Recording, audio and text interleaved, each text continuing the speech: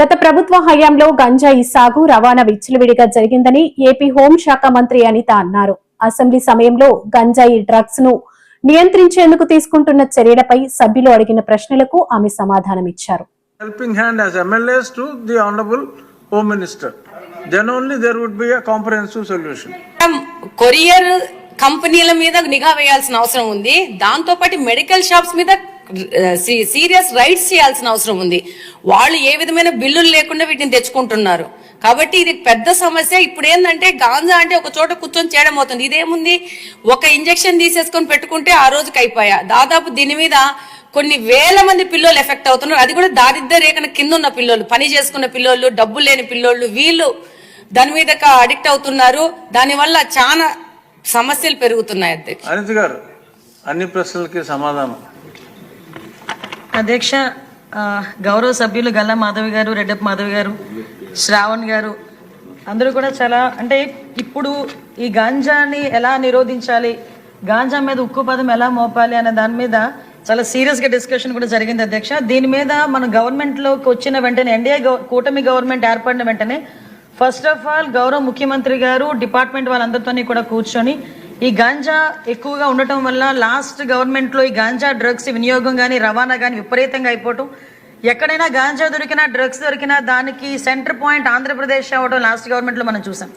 దీని నేపథ్యంలో first of all ఈ క్రైమ్ రేట్ని తగ్గించాలి అంటే ఈ గాంజాని అరికట్టాలి, అదేవిధంగా డ్రగ్స్ని అరికట్టాలి అనే ఏకైక ఉద్దేశంతో గౌరవ చంద్రబాబు నాయుడు గారు సీఎం గారు ఒక ఏర్పాటు చేసుకుని ఈగల్ అని ఒక సపరేట్గా ఒక వింగ్ని కూడా ఏర్పాటు చేయడం జరిగింది. అధ్యక్ష, దానికి ఆంధ్రప్రదేశ్ ప్రభుత్వం కూడా జీవోఎంఎస్ నెంబర్ 145 మొన్నకు ఇచ్చారు. అధ్యక్ష, మొన్న బడ్జెట్లో కూడా ఈగల్కి సపరేట్గా ఒక బడ్జెట్ని కూడా కేటాయించారు. అధ్యక్ష, ఒక ఐజీ లెవెల్ ఆఫీసర్ని, డిఐజీ లెవెల్ ఆఫీసర్ని ఏర్పాటు చేసి ఒక టీంని ఏర్పాటు చేయడమే కాకుండా ప్రతి జిల్లాలోని కూడా ఈగల్ టీమ్స్ని ఏర్పాటు చేయడం, అదేవిధంగా నార్కోటిక్ పోలీస్ స్టేషన్స్ని ప్రతి జిల్లాలో సుమారుగా 26 జిల్లాల్లోని కూడా అధ్యక్ష నార్కోటిక్ కంట్రోల్ సెల్స్ని ఏర్పాటు చేయడం కూడా జరిగింది. అధ్యక్ష, ఇందాక మన సభ్యులు మాట్లాడుతున్నప్పుడు 11,000 ఎకరాల నుంచి మనకు 100 ఎకరాల వరకు రావటం అనేది సంతోషంగా ఉంది అని చెప్పారు. దీన్ని కూడా ఎలా కంట్రోల్ చేయాలి, దానికి సంబంధించిన ప్రతి ఇన్ఫర్మేషన్ కూడా డిపార్ట్మెంట్ వాళ్ళ దగ్గర ఉంటుందని చెప్పారు. అధ్యక్ష, అది ఉండటానికి నిజంగా ఒక 20 హాట్స్పాట్లను కూడా ఈగల్ టీం అదేవిధంగా డిపార్ట్మెంట్ వాళ్ళందరూ కూడా ఐడెంటిఫై చేశారు. అధ్యక్ష, సుమారుగా మనం చూసుకుంటే అధ్యక్ష నెంబర్ ఆఫ్ విలేజెస్ చూసుకుంటే దగ్గర 7 విలేజెస్లో అధ్యక్ష 375 అంటే మండలాల్లో 7 మండలాల్లో 375 విలేజెస్లో ఈ హాట్స్పాట్స్ని గుర్తించి కల్టివేషన్ చేయకుండా తీసుకునే బాధ్యతను కూడా తీసుకున్నారు. అధ్యక్ష, ఒక ఎగ్జాంపుల్ చెప్పాలి అధ్యక్ష, 359 ఫ్యామిలీస్ ఇందులోని గత కొన్ని సంవత్సరాలుగా వీళ్ళు హ్యాబిచువల్ అఫెండర్స్. అధ్యక్ష, కల్టివేషన్ చేస్తూనే ఉంటారు. ఎంతమంది చెప్పనేయండి, ఎన్ని చేయనియండి, వాళ్ళు అక్కడ కల్టివేషన్ చేస్తూనే ఉంటారనమాట.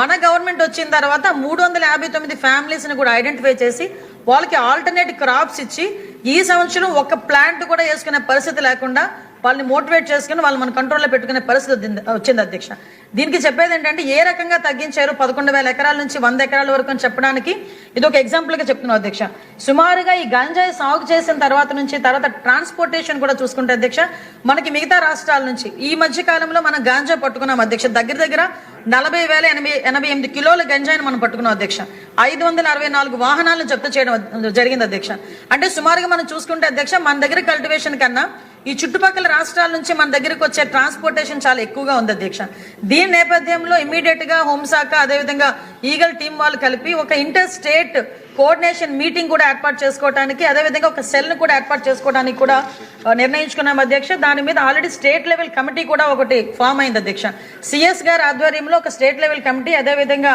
మనకి డిస్ట్రిక్ట్ లెవెల్ కమిటీస్ కూడా ఇందులో ఉన్నాయి. అధ్యక్ష, డిస్ట్రిక్ట్ మెజిస్ట్రేట్ మనకి ఆధ్వర్యంలో మన ఎస్పీ గారు చైర్మన్ గా ఉండి ఒక కమిటీ కూడా ఏర్పాటు చేసుకోవడం జరిగింది. అధ్యక్ష, అంటే ఇవే కాకుండా అధ్యక్ష సుమారుగా ఇప్పుడు ఇందాక మన రెడ్డప్ప మాధవి గారు అదేవిధంగా మన గల్లా మాధవి గారు చెప్పినప్పుడు ఏదైతే స్కూల్స్లోనే ఎక్కువగా ఈ గాంజాయి అనేది వినియోగం ఎక్కువగా అయింది, ఈ గాంజా కూడా విపరీతంగా మార్పు చెందింది. అధ్యక్ష, గాంజాలో కూడా డ్రై గాంజా అని, లిక్విడ్ గాంజా అని, వీళ్ళు కొంత గాంజా పర్సెంటేజ్ ఇప్పుడు ఏదైతే నాకు మొన్న ఒక టీచర్ కూడా ఒక గ్లూకి సంబంధించిన ఒక ఫోటో పెట్టారు. అధ్యక్ష, ఆ గ్లూకి సంబంధించింది ఎక్కువ పిల్లలు వాడుతున్నారు, అదేంటో ఒకసారి చెక్ చేయించండి అని కూడా నాకు కూడా పంపించడం జరిగింది అధ్యక్ష.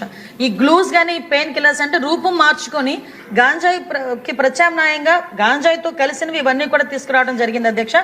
దీనిని ఎట్టి పరిస్థితుల్లోని గ్రౌండ్ లెవెల్ నుంచి కూడా మనం క్లియర్ చేయాలి అని ఒకే ఒక ఉద్దేశంతో ఎస్పెషల్లీ గౌరవ విద్యాశాఖ మంత్రి నారా లోకేష్ గారి ఆధ్వర్యంలో ఈరోజు స్కూల్స్లో కూడా ఈగల్ టీమ్స్ని ఏర్పాటు చేసుకోవడం జరిగింది అధ్యక్ష. దానికి సపరేట్గా ఒక జీవో కూడా ఇవ్వడం జరిగింది అధ్యక్ష. Memo number 271473 by MS by 2025 మొన్న 10th ఫిబ్రవరిన ఇది సర్క్యులర్ కూడా జారీ చేయడం జరిగింది అధ్యక్ష.